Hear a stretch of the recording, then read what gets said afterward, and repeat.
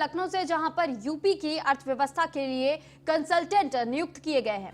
तो $1 ट्रिलियन अर्थव्यवस्था लक्ष्य के प्राप्त करने के लिए अब नियुक्ति होगी। कंसल्टेंट के चयन के लिए हाई पावर कमेटी की बैठक आज होनी है। मुख्य सचिव की अध्यक्षता में शाम 5 बजे ये बैठक होगी। तो कंसल्टेंट के चयन के लिए हाई पावर कमेटी की बैठक शाम 5 बजे बुलाई गई है। तो मुख्य सचिव की अध्यक्षता में शाम 5 बजे ये बैठक होगी। यूपी की अर्थव्यवस्था के लिए कंसल्टेंट नियुक्त होना है और ऐसे में ये बेहद अहम बैठक, क्योंकि $1 ट्रिलियन अर्थव्यवस्था लक्ष्य की प्राप्ति के लिए ये बैठक बेहद अहम होने वाली है, क्योंकि यूपी बहुत बड़ा राज्य और ऐसे में अगर ये बात की जाए कि जिस तरीके से अर्थव्यवस्था को लेकर के अर्थव्यवस्था में भी योगदान उत्तर प्रदेश का बहुत ज्यादा रहता है और ऐसे में यूपी की अर्थव्यवस्था को लेकर ही अब ये जो नई पद बताया जा रहा है उसके लिए नियुक्ति होनी है। तो कंसल्टेंट के चयन के लिए हाई पावर कमेटी की बैठक आज होनी है।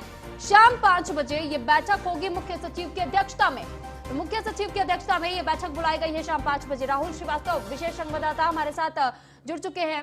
आपसे जानेंगे राहुल कि ये जो बैठक शाम 5 बजे बुलाई गई है कंसल्टेंट के चयन के लिए, क्या इसमें पहले से कुछ लोगों के नाम तय माने जा रहे हैं?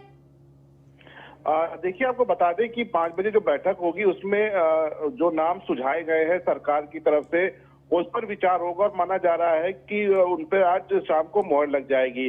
निश्चित तौर पर कोविड के बाद से जिस तरह से अर्थव्यवस्था बेपटरी हुई है उसको कैसे पटरी पर लाया जाए, जो 1 ट्रिलियन का जो लक्ष्य है सरकार का उसको कैसे पूरा किया जाए, उन तमाम बिंदुओं को ध्यान में रखते हुए ये शाम को 5 बजे एक महत्वपूर्ण बैठक होगी जिसमें जो कंसल्टेंट है उनके चयन को लेकर इसमें समीक्षा की जाएगी। और माना जा रहा है कि कुछ ऐसे नाम है जो उत्तर प्रदेश की अर्थव्यवस्था को आगे ले जाएंगे, उनके नामों पर मोहर लगेगी। यानी राहुल, अभी तक इस बात का कोई निर्णय नहीं हुआ है कि किसके नाम पर मुहर लग सकती है, लेकिन आशंकाएं पहले से जता दी गई हैं कि ये नाम हो सकते हैं। और इस बैठक में क्या इसके अलावा भी और किसी मुद्दों को उठाया जा सकता है?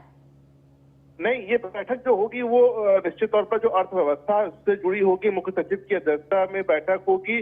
और जो नाम जो सूत्रों पर खबर आए कि कुछ एक ऐसे नाम है जो सुझाए गए हैं उसको लेकर इस बैठक में चर्चा होगी कि उनकी इस तरह से वो इस अर्थव्यवस्था को उत्तर प्रदेश की वो मजबूत करेंगे, क्योंकि एक बड़ा राज्य है, बड़ी जिम्मेदारी है सरकार के ऊपर। जो लक्ष्य है वो भी बड़ा लक्ष्य है। तो ऐसे में उस लक्ष्य की प्राप्ति के लिए क्या क्या योजनाएं होंगी, उन तमाम चीजों को ध्यान में रखते हुए उन नामों पर मोहर लगेगी जो वो इस फील्ड में काफी जिनके पास एक्सपीरियंस है। वैसे राहुल, खबरें तो ये भी सामने आई थी और इस खबर में कितनी सच्चाई, यही हम आपसे जानना चाहेंगे कि जिस तरीके से कहा जा रहा था कि ये अंतिम बजट है यूपी सरकार का, योगी सरकार का, और ऐसे में सबसे बड़ा बजट ये अब तक का उत्तर प्रदेश के लिए हो सकता है।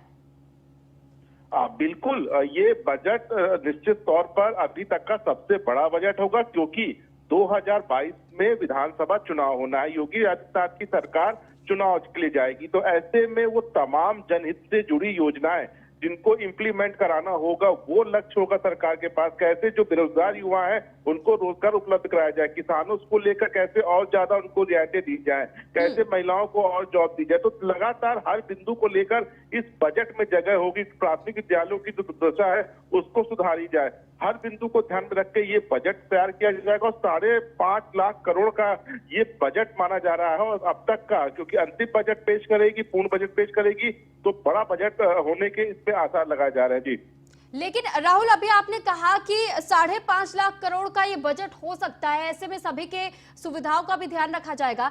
अगर बात की जाए अभी हाल फिलहाल में जो आम बजट पेश हुआ उससे खासा लोग नाराज ही नजर आए, कोई खुश इतना नजर नहीं आया। तो क्या ये उम्मीद है कि एक सीख योगी सरकार लेगी उससे और उत्तर प्रदेश में ऐसा कोई बजट ना पेश कर दे कि उससे भी निराशा लोगों के हाथों लगे? बिल्कुल, निश्चित तौर पर बिल्कुल सही आपने कहा कि जिस तरह से जो आम बजट पेश हुआ था उसमें लोगों ने कई आशाएं थी, लेकिन उनको निराशा हाथ लगी। लेकिन जो उत्तर प्रदेश का बजट पेश होगा वो कोविड के बाद ये पहला बजट है, उसके बाद अगले साल चुनाव होने जा रहा है। तो सरकार हर संभव लोगों को सौगात देने की काम करेगी जिससे कि लोग सरकार के प्रति अपनी आस्था दिखा सके। सरकार जिस तरह से लगातार काम करते चली आई पिछले 4 सालों से, इस साल भी वो ऐसा बजट पेश करेगी कि लोगों को लगे कि सरकार उनके लिए काम कर रही है। तो तमाम बिंदुओं को ध्यान में रखते हुए ये बजट तैयार किया जा रहा है, क्योंकि जो अपर मुख्य सचिव वित्त है उनका भी स्थानांतरण हुआ है।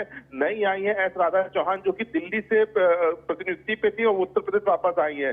तो कई जिम्मेदारी है, देखना होगा कि जब 22 तारीख को बजट पेश होगा तो आखिर योगी सरकार किन किन लोगों के लिए पिटारा खोलेगी। चलिए ठीक, बहुत शुक्रिया राहुल आपका तमाम जानकारी हम तक पहुंचाने के लिए।